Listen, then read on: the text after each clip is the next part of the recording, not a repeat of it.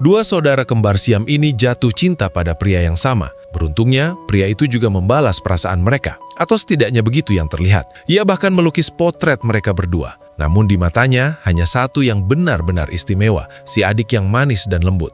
Perhatian itu perlahan berubah menjadi racun bagi si kakak. Cemburu yang ia pendam semakin gelap, bahkan ia melampiaskannya dengan meremas seekor tikus hingga mati di tangannya. Suatu hari, pria itu harus meninggalkan rumah sakit. Ia menunggu untuk berpamitan dengan gadis yang dicintainya. Si adik memohon pada kakaknya agar sedikit beranjak dari tempat tidur, supaya ia bisa melihat pria itu untuk terakhir kali, karena tubuh mereka menyatu.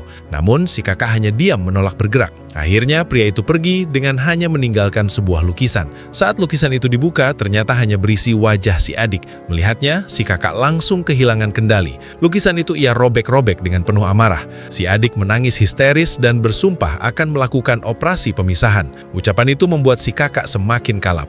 Ia bahkan mencoba bunuh diri dengan menelan segenggam obat, namun berhasil dihentikan oleh ibunya.